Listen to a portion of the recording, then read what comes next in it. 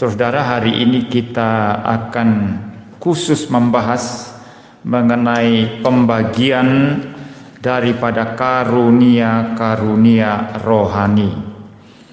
Minggu lalu kita sudah mendengarkan prinsip-prinsip penting di dalam karunia-karunia rohani. Hari ini kita akan belajar mengenai pembagian atau penggolongan daripada karunia-karunia rohani. Nah, ada beberapa hal yang saya mau sampaikan di sini, saudara, yang penting sekali sehingga kita tidak mengacau balaukan karunia-karunia rohani itu, sehingga nanti yang sama sekali tidak penting dipenting-pentingkan, yang justru sangat penting itu tidak dipentingkan. Ini yang terjadi dalam gereja-gereja saat ini. Yang sama sekali tidak penting dianggap menjadi penting sekali. Bahasa roh menjadi tanda orang sudah pernah dibaptis dengan Roh Kudus. Berarti hanya yang berbahasa roh yang dibaptis dengan Roh Kudus. Yang belum berbahasa roh tidak dibaptis Roh Kudus. Kalau begitu, kalau seseorang belum pernah dibaptis dengan Roh Kudus, maka dia tidak mendapat bagian dalam Kristus dan dia tidak diselamatkan.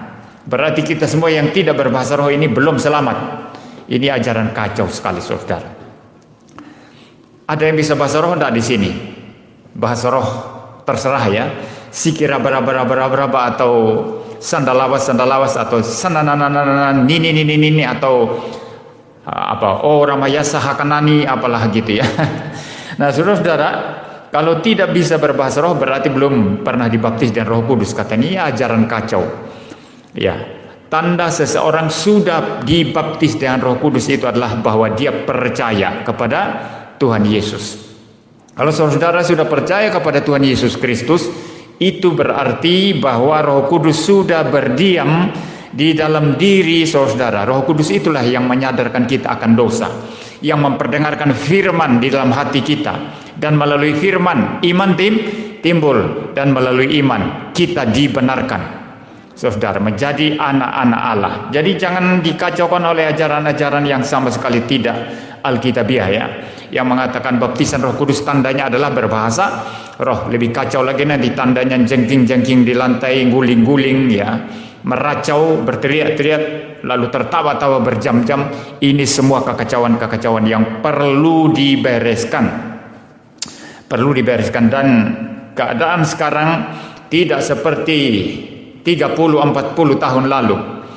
30-40 tahun lalu orang-orang semacam itu, atau mungkin 50 tahun lalu, pendeta-pendeta karismatik yang suka sikira berapa, mereka begitu bebas seperti raja, seperti tuan, punya begitu banyak pengikut ya, dan gereja-gereja yang sungguh-sungguh memahami firman Tuhan itu minder luar biasa. Betul ya, minder sekali saudara, karena dianggap tidak mempunyai Roh Kudus. Ini kekacauan juga di dalam gereja-gereja yang sebetulnya mereka mengajarkan firman dengan benar.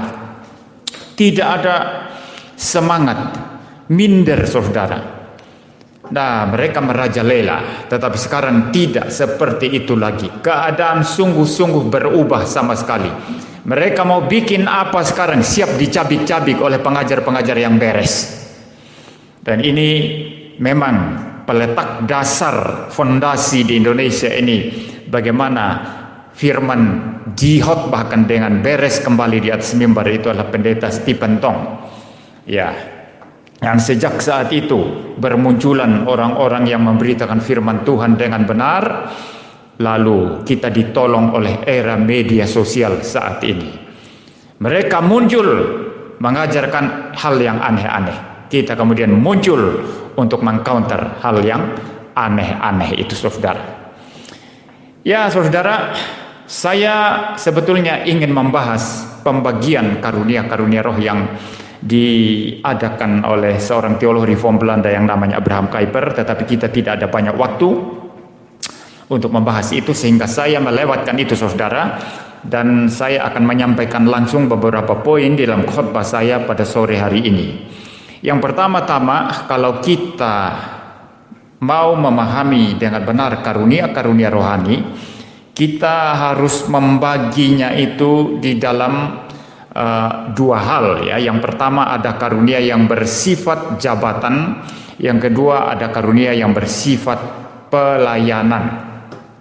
Pembagian semacam ini saya rujuk dari pengajaran pendeta Stephen Tong yang mengajarkan bahwa karunia jabatan itu misalnya di dalam Efesus 4 ayat yang ke-11, lalu nanti di bagian-bagian lain itu ada karunia pelayanan yang berfungsi untuk pelayanan, sedangkan karunia jabatan berfungsi di dalam jabatan. Mari kita membuka sekarang satu bagian Alkitab di dalam Efesus pasal yang keempat ayatnya yang ke-11.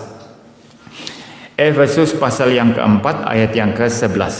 Di situ dikatakan, dan ialah yang memberikan baik rasul-rasul maupun nabi-nabi, baik pemberita-pemberita Injil maupun gembala-gembala dan pengajar-pengajar, untuk memperlengkapi orang-orang kudus bagi pekerjaan pelayanan, bagi pembangunan tubuh Kristus. Saya membaca sampai ayat 12. Jadi di situ ada jabatan-jabatan di dalam gereja yang disebut secara lengkap di sini, saudara. Ya, yang pertama itu apa? Rasul ya. Kemudian ada nabi.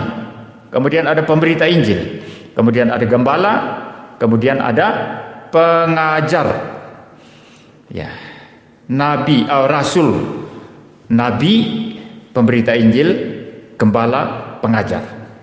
Ya, kalau rasul itulah rasul, ke-12 rasul minus Yudas yang dipanggil oleh Tuhan menjadi murid dan menjadi rasul yang diutus untuk mendirikan gereja perjanjian baru. Dan Yudas ini digantikan oleh Matias sesuai dengan pergumulan para murid pada saat itu. Tetapi rupa-rupanya Matias ini tidak menonjol ya.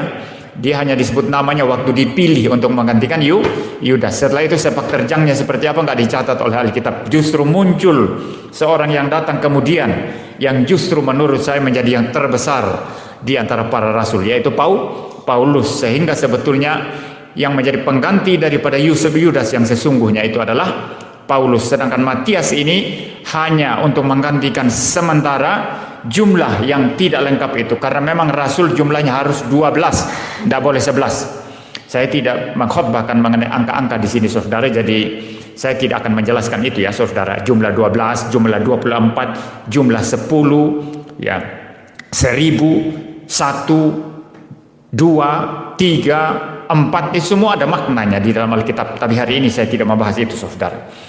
Jadi saudara, para rasul setelah ke-12 rasul ini mati, maka tidak ada lagi rasul baru.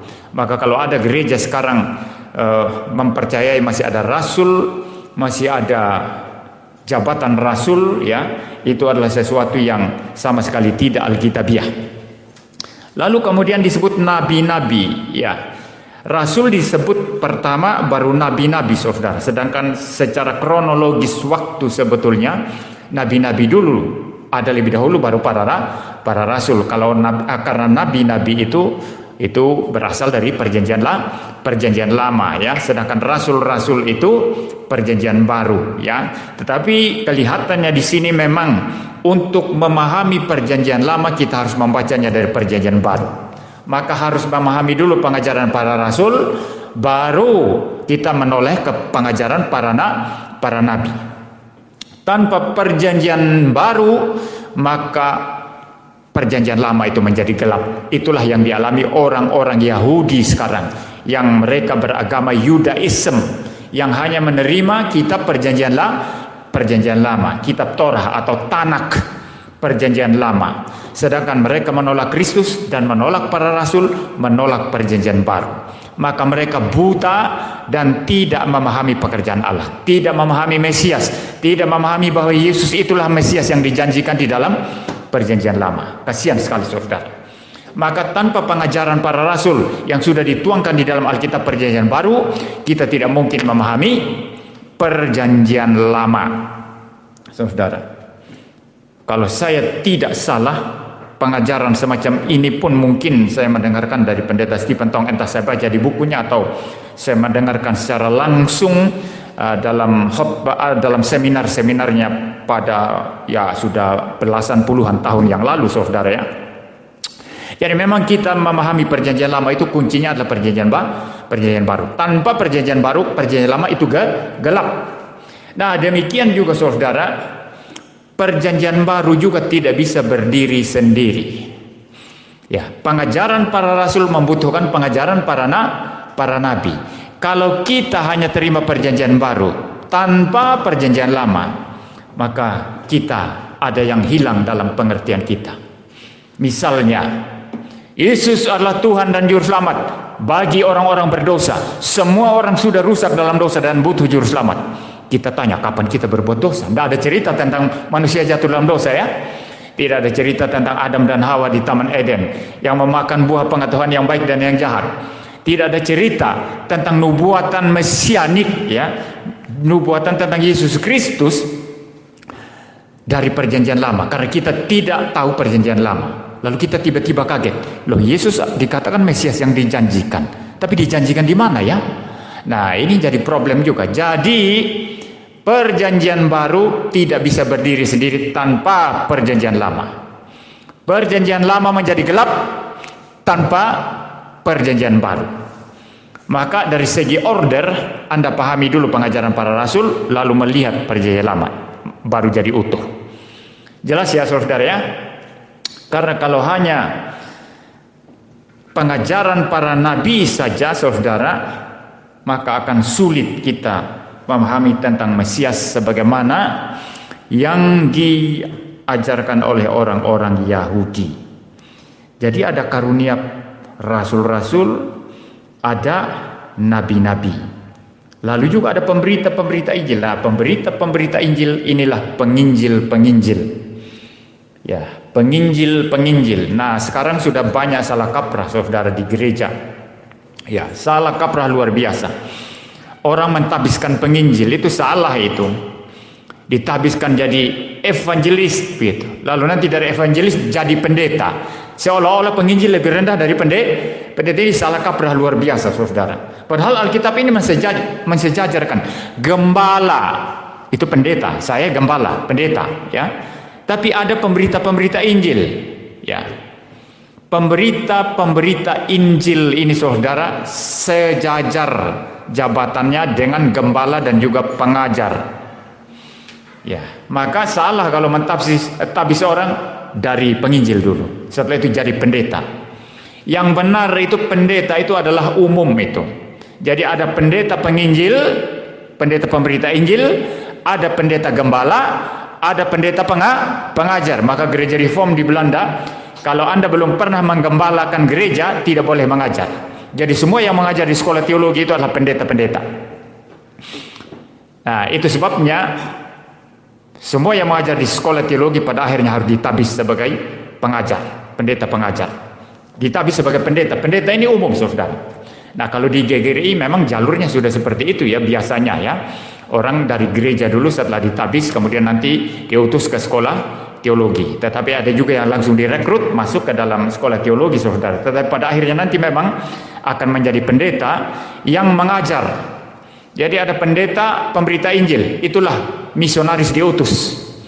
Tapi dia sudah ditabis jadi pendeta. Nanti kalau sudah rintis gereja, sudah ada orang bertobat, lalu siapa yang baptis? Dia harus jadi pendeta dong. Tidak boleh hanya jadi penginjil tanpa ditabis jadi pendeta. Saudara paham ya? Jadi ada banyak kekacauan sekarang saudara. Orang hanya tabis jadi penginjil. Ya, lalu jadi penginjil naik tingkat jadi pendeta. Salah itu ya. Jadi ada pendeta pemberita Injil, ada pendeta gembala, ada pendeta pengajar. Ya, ya saudara. Jadi ada pemberita Injil. Nah, kalau saudara memperhatikan pemberita Injil lebih dahulu, ini logis ya. Karena kalau tidak Injil diberitakan, tidak ada orang bertobat kan? Kalau belum ada orang bertobat kan belum ada gereja, belum ada jemaat, gembala tidak diperlukan. Paham ya? Jadi urutannya begini. Ini Paulus ini menulis ini begitu jelas, sangat clear sistematikanya.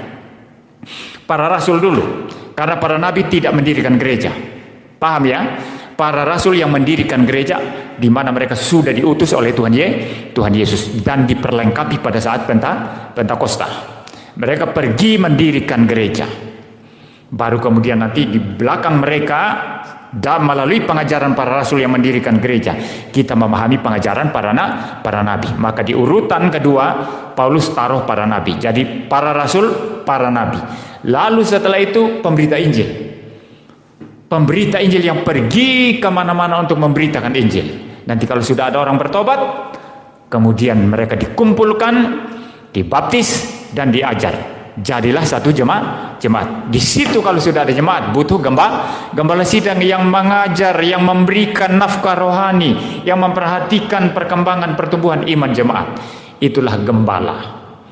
Lalu kemudian selanjutnya perlu diperkembangkan secara teologi, secara doktrin, pemahaman firman yang dalam, dan kita membutuhkan sekolah, pelatihan teologi, nanti pengajar di sana. Jadi urutannya sangat-sangat ini ya, logis ya. Rasul, nabi, pemberita Injil, gembala, baru pengajar. Nah, ini karunia-karunia jabatan, saudara. Karunia-karunia jabatan yang ada dalam gereja. Ya. Kalau nanti jabatan majelis gereja atau presbiter itu tidak dihitung sebagai berkarunia jabatan, tapi mereka itu ada yang nanti juga diangkat dari orang-orang awam, ya.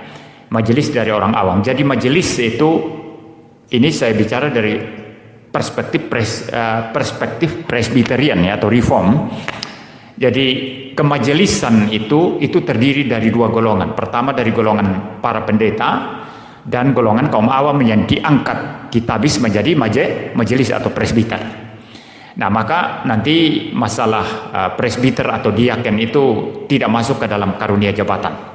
Ya, tetapi mereka memang sengaja ditabis untuk melakukan pelayanan-pelayanan ya, untuk membantu dalam pelayanan-pelayanan yang ada. Jadi saudara, inilah karunia-karunia jabatan. Lalu selain karunia jabatan ini ada karunia pelayanan. Kalau karunia jabatan itu khusus bagi mereka yang berjabatan. Kalau rasul sudah tidak ada, sudah selesai. Nabi sudah selesai. Nabi sudah selesai karena perjanjian lama sudah lengkap. Para rasul sudah selesai karena perjanjian baru sudah lengkap. Tetapi yang tersisa masih 3, tetap terus ada. Pemberita Injil, gembala, dan pengajar. Itu akan terus ada. Tidak berhenti. Kita terus memberitakan Injil. Tetap ada orang yang digembalakan. Dan tetap ada orang yang diajar, saudara. Jadi untuk karunia-karunia jabatan ini khusus untuk orang-orang yang ditabiskan, ya. Tetapi kalau kita berbicara karunia-karunia pelayanan, itu bisa dimiliki semua orang percaya. Sehingga mereka baik yang berkarunia jabatan maupun yang tidak berkarunia jabatan tetapi mendapat karunia pelayanan, mereka bisa melakukan pelayanan untuk perkembangan tubuh Kristus. Jadi saya ringkaskan, karunia jabatan khusus untuk yang berjabatan. Ada 5 jabatan tadi ya. Karunia pelayanan bisa diterima oleh semua orang percaya, ya. Nah, karunia-karunia pelayanan ini saudara sudah dibacakan tadi. Saya akan membaca lagi saudara, itu di dalam 1 Korintus 12 ya. 1 Korintus 12 ayatnya yang pertama sampai dengan yang ke-11 ya. Mungkin saya membaca dari ayat yang ke-5. Ada rupa-rupa pelayanan tetapi satu Tuhan. Dan ada berbagai-bagai perbuatan ajaib tetapi Allah adalah satu yang mengerjakan semuanya dalam semua orang. Tetapi kepada tiap-tiap orang dikaruniakan penyataan roh untuk kepentingan bersama. Sebab kepada seorang roh memberikan karunia untuk berkata-kata dengan hikmat. Dan kepada yang lain roh yang sama memberikan karunia berkata-kata dengan pengetahuan.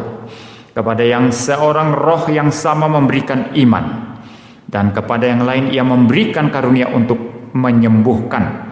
Kepada yang seorang roh memberikan kuasa untuk mengadakan mujizat, dan kepada yang lain ia memberikan karunia untuk bernubuat, dan kepada yang lain lagi ia memberikan karunia untuk membedakan bermacam-macam roh. Kepada yang seorang ia memberikan karunia untuk berkata-kata dengan bahasa roh, dan kepada yang lain ia memberikan karunia untuk menafsirkan bahasa roh. Ya, tetapi semuanya ini dikerjakan oleh Roh yang satu dan yang sama, yang memberikan karunia kepada tiap-tiap orang secara khusus seperti yang dikehendakinya. Selain daripada kitab Korintus ini, ada juga karunia-karunia rohani yang Paulus catat di dalam karunia-karunia pelayanan, ya, yang Paulus catat di dalam kitab Roma pasal 12 ayat 7 dan 8. Jika karunia untuk melayani, baiklah kita melayani. Jika karunia untuk mengajar, baiklah kita mengajar. Jika karunia untuk menasihati, baiklah kita menasihati. Siapa yang membagi-bagikan sesuatu, hendaklah ia melakukannya dengan hati yang ikhlas. Siapa yang memberi pimpinan, hendaklah ia melakukannya dengan rajin. Siapa menunjukkan kemurahan, hendaklah ia melakukannya dengan sukacita. Itulah karunia pelayanan yang ada, saudara, yang ada di dalam diri orang-orang percaya. Ada yang dapat satu karunia, mungkin ada yang dapat dua. Semua bahu-membahu dengan satu tujuan, untuk memperkembangkan gereja, memperkembangkan tubuh Yesus Kristus, membangun iman sesamanya, bukan untuk membangun diri sendiri, saudara. Jadi karunia jabatan dan karunia pelayanan, ini pembagian yang pertama. Sekarang pembagian yang kedua, khusus untuk karunia-karunia pelayanan, saudara. Minggu lalu saya sudah singgung sedikit. Ada karunia yang utama, ada yang tidak utama. Siapa yang berkata demikian, saudara? Itu Paulus sendiri yang mengatakan demikian.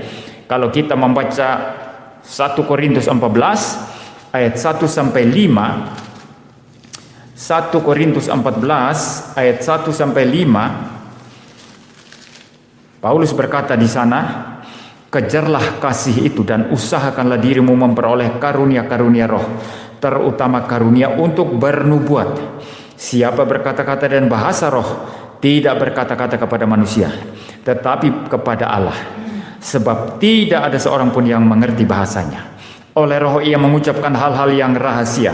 Tetapi siapa yang bernubuat, ia berkata-kata kepada manusia, ia membangun, menasihati, dan menghibur.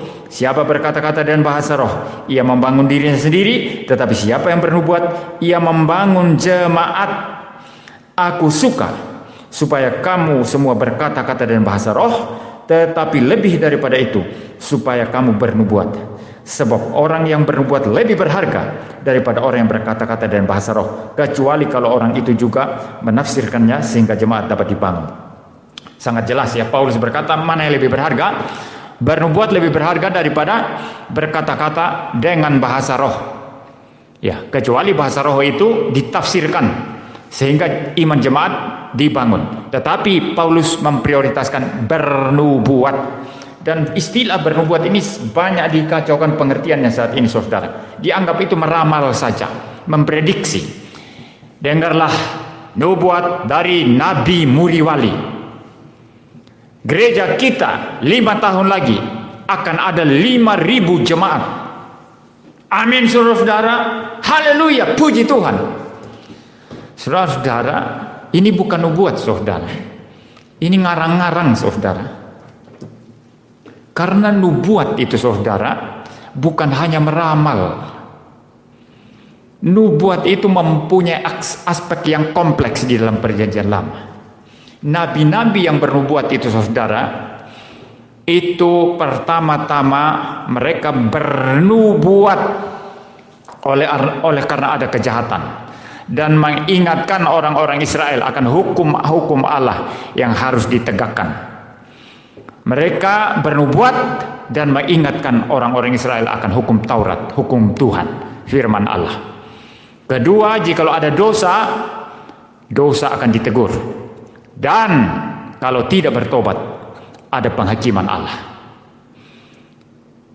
Kemudian aspek lainnya daripada nubuat itu aspek daripada memprediksi atau meramal masa yang akan datang.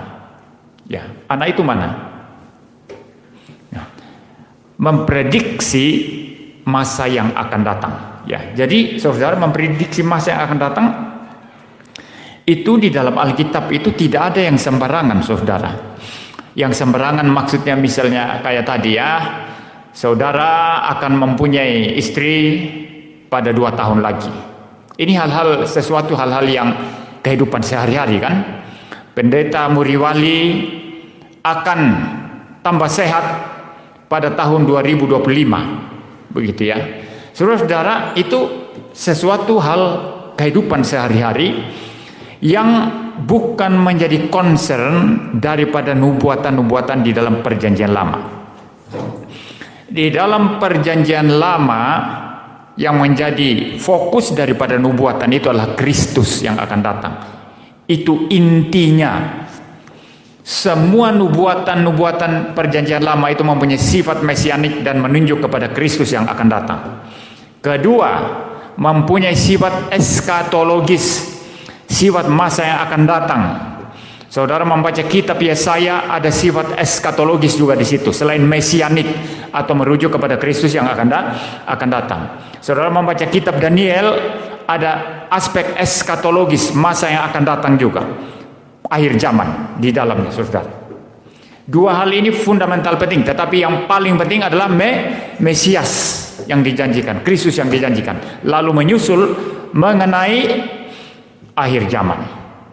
Saudara, bagaimana gereja Tuhan pada akhirnya nanti.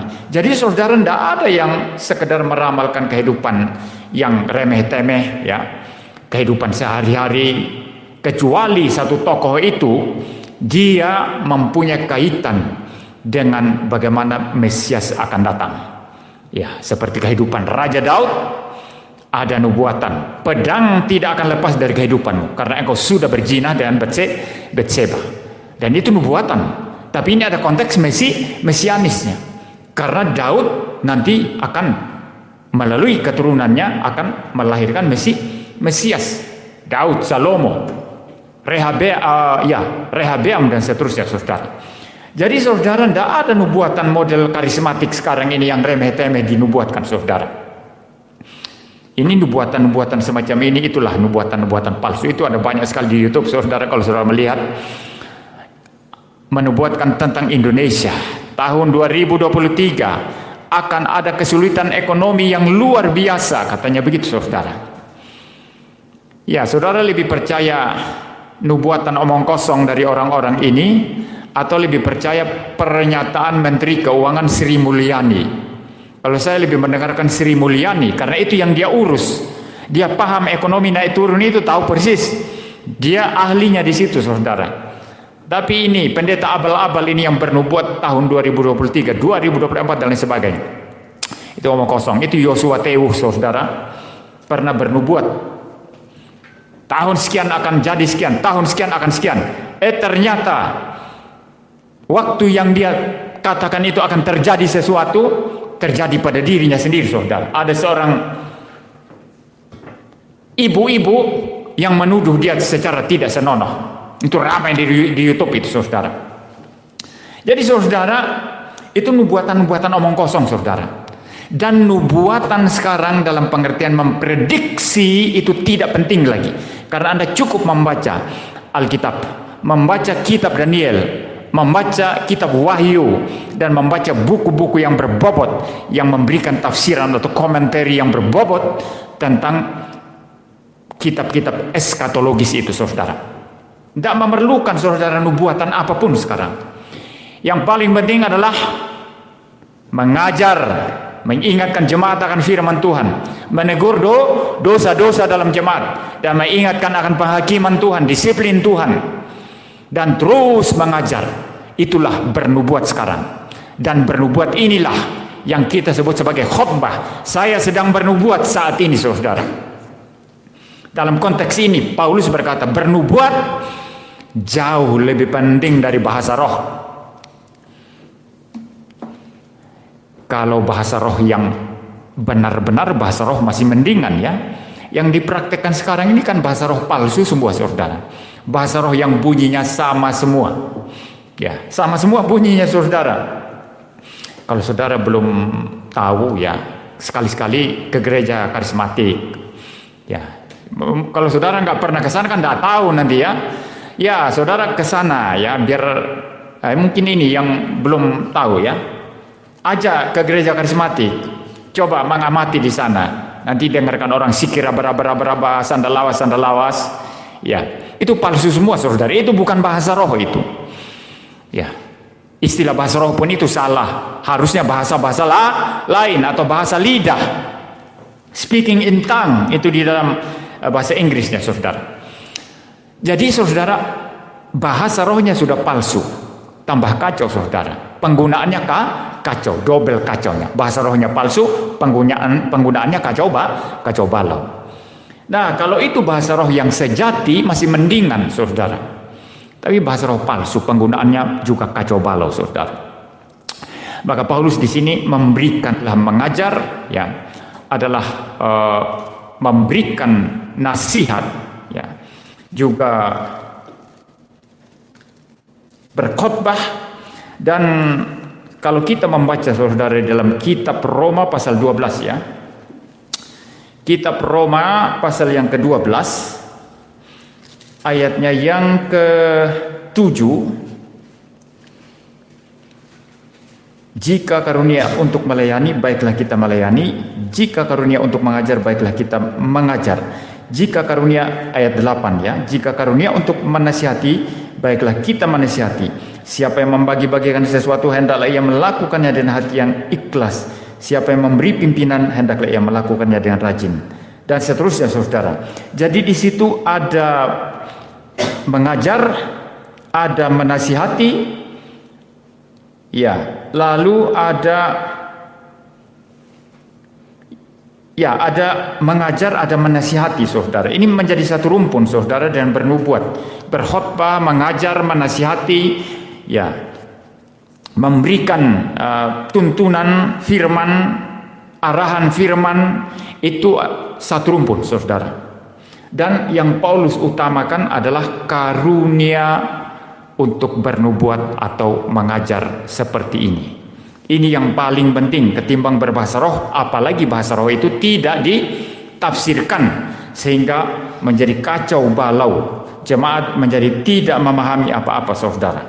Selain daripada suara-suara yang atau kata-kata yang mereka tidak dapat paham atau mereka tidak dapat mengerti. Jadi di dalam karunia pelayanan saudara, karunia-karunia pelayanan ada karunia-karunia yang utama, ada karunia-karunia yang tidak utama.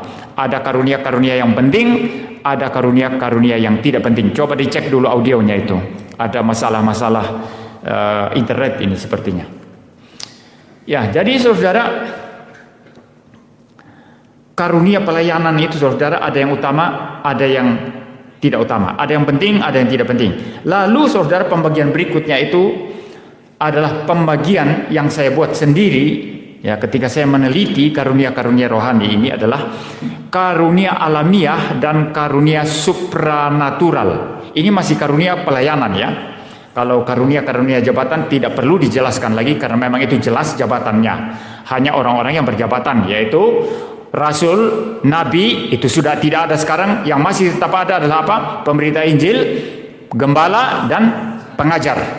Nah saudara, karunia-karunia pelayanan itu ada yang alamiah, ada yang supranatural. Kenapa saya katakan alamiah saudara? Saya katakan alamiah karena itu juga ada pada orang-orang lain yang tidak percaya. Karunia mengajar misalnya, ada tidak guru pengajar hebat yang bukan orang Kristen, dosen hebat, profesor pengajar hebat yang bukan orang Kristen? Ada saudara, ada. Jadi rupa-rupanya bakat talenta mengajar ini ada di luar sana saudara. Bernubuat misalnya dalam konteks berkhotbah, kalau di dalam konteks umum itu pidato, Saudara-saudara, kita sudah lelah dijajah Belanda. Sudah 350 tahun dijajah Belanda. Sudah waktunya kita merdeka. Kalau ikut cara Soekarno itu. Belanda itu kecil, saudara. Hanya kecil saja Belanda itu. Kalau semua orang Indonesia berdiri di atas Belanda lalu kita meludah, tenggelam Belanda itu. Nah, itu pidato, saudara. Saya kalau nggak jadi pendeta ya jadi politisi, saudara. Saya bisa pidato, ya saya pidato, saudara. Ya, saudara, orang pidato hebat sekali seperti Soekarno. Hebat sekali berpidato. Tapi bukan orang Kristen. Kalau Pak Jokowi ini presiden baik sekali, bagi saya presiden terbaik, tapi tidak bisa pidato. Ya, tapi kalau Soekarno itu nomor satu itu dari presiden kita yang paling hebat berpidato. Tidak ada lagi. Yang sama dengan Soekarno, ahli pidato luar biasa. Tetapi orang luar bisa pidato. Apakah itu disebut sebagai karunia roh bernubuat atau berkhotbah? Tidak, saudara. Itu bakat alamiah, saudara. Jadi mengajar atau berkhotbah pidato itu adalah bakat alamiah. Sudah ada bakat bawaan dari sejak lahir. Ini juga ada pada orang-orang tidak percaya. Nanti setelah jadi Kristen, bakat alamiah itu dikuduskan oleh Roh Kudus, diarahkan, dipimpin oleh Roh Kudus, sehingga orang ini nanti bisa mengajar. Dia mempunyai karunia mengajar, yaitu bakat alamiah tadi yang sudah disucikan, diarahkan, dipimpin, diasah oleh pekerjaan Roh Kudus. Maka orang ini akan berkhotbah luar biasa. Dia akan mengajar luar biasa. Ada beberapa karunia-karunia alamiah yang lainnya, saudara. Dan ini kita bahas satu persatu ya. Yang sebetulnya itu merupakan perkembangan dari bakat-bakat alamiah yang kemudian disucikan oleh Roh Kudus menjadi karunia di dalam pelayanan gereja untuk memperkembangkan tubuh Kristus. Ya. Lalu saudara, yang berikut itu adalah karunia-karunia supranatural. Kalau namanya supranatural itu bukan bakat alamiah. Karunia bahasa roh misalnya itu bukan bakat alamiah. Jangan saudara kacaukan dengan orang yang mempunyai satu kemudahan dalam belajar bahasa ya, karena ada juga ya, ada orang belajar Inggris ya dari TK ya, Inggris, SD Inggris lagi. Sekarang ini anak saya ini sudah Inggris, TK Inggris, SD Inggris, SMP Inggris lagi, SMA Inggris, kuliah Inggris lagi, lulus tetap nggak bisa Inggris. Ini mengerikan saudara. Ini Indonesia begini. Inilah Indonesia. Dari Sabang sampai Merauke, inilah Indonesia. Dari TK sampai Universitas Inggris, tapi tetap nggak ngerti Inggris, ya. Nanti orang bule datang ngajak ngomong, wah kelihatan hebat ya. How are you, Mister? How are you? Where are you from? Ya, hanya itu yang dia tahu. What is your name? Wow, di tengah teman-temannya yang mungkin nggak bisa bahasa Inggris, dianggap oh hebat sekali ini begitu ya. Tapi hanya itu yang dia tahu. Ada satu cerita saudara tentang seorang mahasiswa Indonesia ini. Itu datang pengkhotbah dari luar negeri, dari Amerika. Penginjil, dia berkhotbah, dia akan datang berkhotbah. Lalu mahasiswa ini kemudian mulai speaking sama pengkhotbah ini. Lalu teman-temannya lihat, oh hebat juga kamu bisa speaking ya sama orang Amerika itu. Lalu orang Amerika itu anggap mungkin orang ini bisa bahasa Inggris begitu karena hanya bicara sebentar. Dia tidak tahu sebetulnya kalau mahasiswa itu nggak bisa bahasa Inggris, cuma itu tadi ya, how are you, what's your name ya. Ya lalu kemudian saudara dia bilang, kamu mau nggak terjemahkan saya nanti khotbah malam? Kamu terjemahkan dalam bahasa Indonesia. Lalu kemudian mahasiswa ini mungkin juga karena apa begitu ya, dia bilang iya, saya siap. Lalu malamnya kebaktian. Majulah pengkhotbah bule ini khotbah pakai bahasa Inggris. Lalu kemudian mahasiswa itu di sampingnya untuk menerjemahkan. Lalu dia mulai bicara saudara. Awal-awal masih bisa. Ya, waktu dia menyapa masih bisa lah. Tapi kemudian setelah dia mulai masuk ke dalam khotbahnya, ini si mahasiswa ini bingung. Sampai kemudian beberapa kali dia berkata, "Excuse me sir, I don't quite understand. What are you saying?" Saya tidak paham apa yang Anda katakan. Kemudian dijelaskan, kemudian dia lanjut lagi. Sampai beberapa kali dia tanya, "Excuse me sir," gitu. Akhirnya kemudian mahasiswa itu merasa malu karena dilihat oleh teman-temannya. Dia rasa malu sendiri. Lalu mahasiswa ini pikir gini, kalau begitu terus nanti, ini tidak bagus. Lebih baik biarkan dia khotbah dan saya akan khotbah sendiri. Jadi pengkhotbah mereka ini khotbah terus dalam bahasa Inggris sesuai persiapannya. Dan mahasiswa ini tidak mendengarkan sama sekali apa yang dikatakan oleh pengkhotbah dan dia khotbah sendiri, saudara. Khotbah sendiri, saudara. Nah, ini sok tahu, saudara. Ini sok tahu. Ya. Jadi saudara jangan dikacaukan ya. Karunia bahasa roh itu bukan orang yang gampang belajar bahasa, bukan. Memang karunia bahasa roh itu adalah karunia supranatural yang dikerjakan oleh Roh Kudus, diberikan oleh Roh Kudus kepada jemaat-jemaat tertentu, bukan semua orang. Bahasa-bahasa lain tanpa belajar. Kalau yang kita maksud tadi itu orang gampang belajar, kan harus belajar baru bisa paham kan? Ini tidak belajar. Jadi dia mempunyai karunia bahasa roh tiba-tiba saja. Selama ini dia adalah wong Jawa, yang tahunya cuma bahasa Jawa sama bahasa Indonesia, tapi tiba-tiba bahasa Mandarin, cacisus bahasa Mandarin, saudara. Itu namanya bahasa roh tanpa belajar. Ini karunia yang diberikan oleh Roh Kudus secara supranatural. Maka saya mengatakan karunia-karunia supranatural.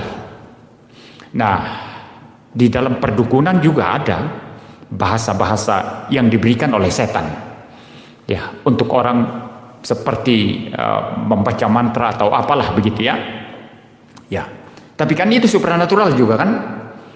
Supranatural diberikan oleh setan. Ya. Nah, karunia supranatural yang lain misalnya karunia menyembuhkan. Itu supranatural, saudara. Ya, bukan natural. Kalau natural itu kan dokter, Anda ke rumah sakit disuntik kan, diinfus, dikasih obat di sana, Anda sembuh. Itu natural, alamiah. Tapi kalau karunia supranatural itu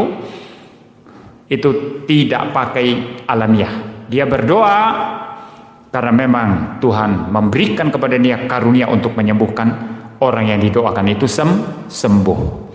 Ya, tetapi kita tidak bahas ini secara mendalam. Nanti mulai minggu depan kita akan membahas karunia-karunia itu satu persatu. Kalau karunia-karunia jabatan mungkin saya membahas sekaligus dalam satu kali khotbah.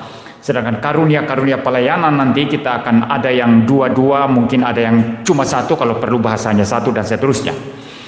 Ya, jadi ada karunia alamiah, ada karunia supranatural, saudara. Nah, maka saudara, berdasarkan pembagian ini, teologi reform itu semuanya sepakat ya. Ada juga beberapa pengecualian orang-orang reform yang tidak percaya dan lebih sepakat dengan apa yang menjadi keyakinan daripada karismatik. Ya, semua orang-orang reform percaya bahwa karunia-karunia supranatural seperti berbahasa roh, mengadakan mujizat, menafsirkan bahasa roh, karunia menyembuhkan itu sudah berhenti ketika Alkitab selesai diwahyukan. Berhenti setelah para rasul tidak ada lagi. Dan saya menerima itu. Pandangan atau posisi ini namanya sesasionism. Tidak ada lagi karunia bahasa roh sekarang ini. Karunia menyembuhkan, karunia mengadakan mujizat, karunia menafsirkan bahasa roh. Ya. Tetapi pertanyaannya, apakah di gereja masih bisa terjadi bahasa roh kalau Tuhan memberikan? Saya percaya masih. Ada orang reform sama sekali tidak percaya. Yang sama sekali sesasionisme itu total. Itu karunia menyembuhkan sudah tidak ada, karunia bahasa roh sudah tidak ada, dan juga tidak membuka kemungkinan bahwa bahasa roh masih ada, tidak membuka kemungkinan bahwa kesembuhan masih ada, tidak membuka kemungkinan mujizat masih ada dan lain sebagainya. Tapi saya tidak dalam posisi itu. Saya percaya jikalau Tuhan mau menyembuhkan masih bisa terjadi. Jikalau Tuhan mau mengadakan mujizat, masih bisa terjadi, tetapi bukan dalam konteks karunia-karunia rohani. Karena karunia-karunia rohani supranatural sudah selesai ketika Alkitab selesai diwahyukan, dan ketika era para rasul sudah selesai. Lalu kenapa bisa tetap terjadi? Karena Tuhan di dalam providensinya atas orang-orang percaya masih mungkin Tuhan mengerjakan itu. Saya percaya itu. Bayangkan seorang Kristen tidak punya uang, divonis kanker, kamu sudah kanker stadium 2 atau 3, kalau stadium 4 kan sudah parah sekali ya. Ya, tapi bisa juga stadium 4. Mau berobat tidak ada uang, sangat-sangat miskin sekali. Lalu dia berdoa kepada Tuhan, Tuhan, saya masih mau hidup Tuhan, saya masih mau lihat anak-anak cucu saya masih mau ke gereja memuji Tuhan, saya masih mau mendengarkan firman Tuhan, saya masih mau Tuhan bangun pagi menghirup udara segar, melihat matahari. Saya jadi ingat ketika saya sakit jantung, saudara, sudah mau mati, tapi saya berdoa, Tuhan, saya masih mau khotbah. Yang ada di otak saya ini pengajar-pengajar sesat, saudara. Itu Pak Ian, itu penginjil Ian yang dulu sama-sama kita paling tahu. Ya, saya bicara tentang pengajar-pengajar sesat. Tuhan, saya masih mau lihat matahari pagi, masih mau lihat anak-anak saya, bahkan cucu-cucu saya ke depan. Ya, orang miskin misalnya, tidak mampu beli obat, tidak mampu ke dokter. Lalu dia berdoa, kalau Tuhan mau memperpanjang umurnya, Tuhan bisa mengadakan mujizat, mengangkat kankernya langsung sembuh, tidak pakai kayak pendeta sekarang. Kanker hilang ditepuk-tepuk, kelihatan sembuh, nanti 1-2 minggu kemudian sakit lagi, saudara. Ini palsu. Kalau kesembuhan sejati yang diadakan oleh Tuhan itu sembuh dan tidak kembali lagi penyakitnya. Dan sakit jantung saya ini, saya tidak mengatakan itu mujizat, saudara, karena lewat obat medis dan prosesnya perlahan-lahan. Kalau mujizat itu ya, begitu saya kelepak-kelepak gitu, aduh gitu ya, dibawa ke rumah sakit. Lalu datanglah saudara Michael sama istrinya gitu, sama istri saya, sama Mas Firman, mari kita berdoa. Lalu berdoa, begitu habis amin, langsung lega, dicek normal semua. Bye-bye perawat, bye-bye dokter, saya sembuh sekarang, kan gitu. Nah, itu mujizat, saudara. Nah, bagi saya itu masih mungkin terjadi di dalam konteks pemeliharaan Tuhan atau providensi Tuhan atas gerejanya, tetapi bukan dalam konteks karunia rohani supranatural, karena itu sudah berhenti pada saat selesai masa para rasul dan selesai pewahyuan Alkitab. Jadi jangan menjadi orang reform yang sama sekali mengatakan mujizat sama sekali tidak ada, itu salah itu. Bahkan istri pendeta Stephen Tong, saya mendengarkan itu pernah mengalami sembuh seketika tanpa pengobatan. Ya, kalau saya dengar langsung dari khotbah pendeta Stephen Tong waktu itu. Saya lupa ya, saya dengar langsung atau dari orang lain ya, tapi kayaknya saya dengar langsung, saudara. Ketika Pak Tong ingin berkhotbah di satu tempat, istrinya itu berangkat ke Singapura, diperiksa, lalu didiagnosa itu ada penyakit kanker atau apa begitu ya. Lalu kemudian saudara, itu hasilnya sudah positif itu. Tapi beberapa waktu kemudian diperiksa lagi, hilang, tidak ada lagi itu. Ya, itu namanya mujizat, saudara, dan tidak timbul lagi. Nah, itu namanya mujizat, saudara. Ya, tapi kalau dalam konteks karunia-karunia rohani itu sudah selesai. Tidak ada lagi karunia mujizat, karunia berbahasa roh, karunia menafsirkan bahasa roh, karunia menyembuhkan sudah tidak ada. Tetapi masih mungkin terjadi jikalau Tuhan mengadakan providensi atas gerejanya. Bisa saja suatu saat Anda berkhotbah di tempat-tempat yang bahasanya beda. Katakanlah saya berkhotbah di Afrika misalnya. Saya tidak paham bahasa Afrika, terpaksa harus khotbah dalam bahasa Inggris dan butuh penerjemah. Kalau tiba-tiba tidak ada penerjemah, berhalangan misalnya. Ya, kalau Tuhan bekerja, saya bisa tetap khotbah dalam bahasa Inggris dan Roh Kudus memperdengarkan firman itu dalam bahasa Afrika bisa. Dan ini pernah terjadi, dan saya juga sekali lagi pernah membaca di buku pendeta Stephen Tong, saudara.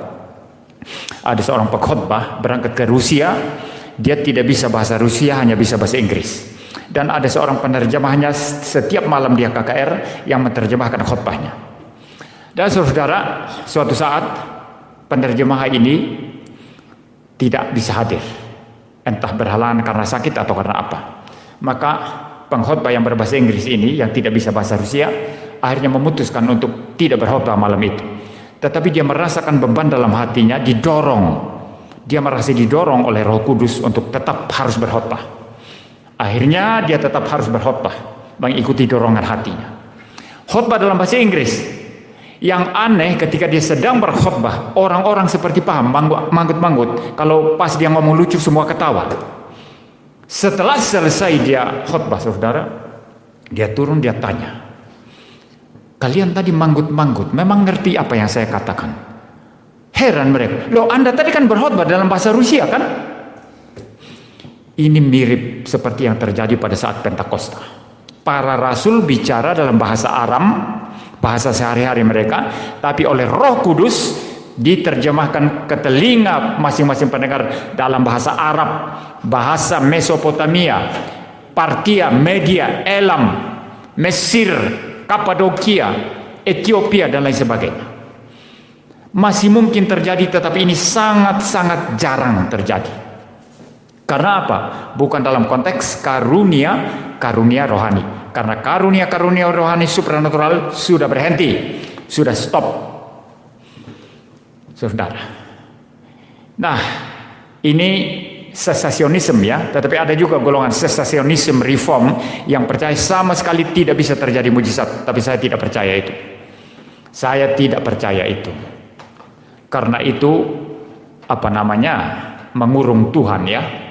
Tuhan bisa bertindak kan, melakukan mujizat jika dia mau, tapi bukan dalam konteks pemberian karunia rohani supranatural. Nah, kalau karismatik ini saudara, dan sedikit orang reform juga, itu mereka adalah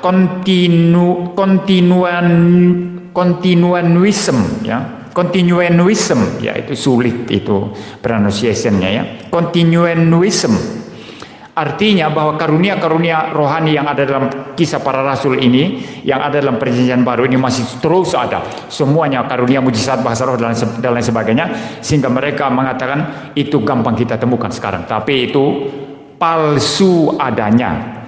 Yang saya lihat itu palsu adanya. Pastor bisa sembuhkan, karunia menyembuhkan, tepuk-tepuk, dipaksa-paksa orang lumpuh, bangun, lari, tapi lari sampai meluyung-meluyung, terhuyung-huyung begitu. Ini saudara bukan kesembuhan. Kalau kesembuhan versi yang dilakukan para rasul itu langsung bangun orang itu, langsung sembuh seketika. Demikian juga dengan karunia berbahasa roh, karunia menafsirkan bahasa roh dan lain sebagainya. Nanti kita akan bahas lebih dalam lagi ketika saya membahas karunia-karunia ini saudara ya. Tetapi kesimpulannya dari pengamatan saya, dari saya riset, belajar, bahkan penelitian saya pun sekarang penelitian PhD saya, pada akhirnya nanti juga ada relevansinya dengan karismatik ya. Menurut pengamatan observasi saya, riset saya, semua yang terjadi dalam gerakan karismatik saat ini itu palsu adanya. Ya, sedikit sekali yang genuine, tapi saya belum pernah melihat. Ya, belum pernah melihat. Tapi kalau kesembuhan dalam konteks bukan karunia rohani ada, dan saya sering mendengar tentang itu, tetapi itu jarang. Bukan segampang Anda beli supermi ya. Oh, mudah sekali mujizat ya. Oh, ada pendeta mujizat. Kebaktian kesembuhan ilahi. Tidak ada kebaktian kesembuhan ilahi di Alkitab saudara. Tidak ada loh kebaktian penginjilan. Petrus berkhotbah, 3.000 orang bertobat. Tidak ada kebaktian kesembuhan ilahi. Pakai iklan besar, pakai banner, pakai baliho, atau pakai flyer. Kebaktian kesembuhan ilahi oleh Nabi Muriwali. Wah, saya kalau karismatik lalu bikin iklan-iklan kayak gitu, mungkin pengikutnya bisa jutaan saudara. Ya, bisa jutaan saudara. Ya, tetapi saudara, itu semua palsu adanya. Saya tidak percaya. Semakin saya belajar, semakin saya mengamati, semakin saya meneliti, semakin saya menemukan keanehan-keanehan, keganjilan-keganjilan, dan saya katakan itu tidak genuine, itu palsu adanya. Mari kita semua bertobat, mari kita semua kembali kepada Alkitab. Kalau Tuhan memang mau memberikan mujizat kepada saudara dalam konteks tertentu, karena dia mau memelihara saudara, mau memelihara anak-anaknya, mau memelihara gerejanya, Tuhan pasti mengerjakan. Tapi kalau Tuhan tidak mau, itu bukan sesuatu yang harus dikejar-kejar. Toh semua orang pada akhirnya harus mati. Pengharapan kita adalah langit dan bumi yang baru, masa yang akan datang, di mana tidak ada sakit penyakit, tidak ada air mata, tidak ada kesulitan, tidak ada penderitaan, semuanya damai sejahtera dan sukacita. Mari kita berdoa.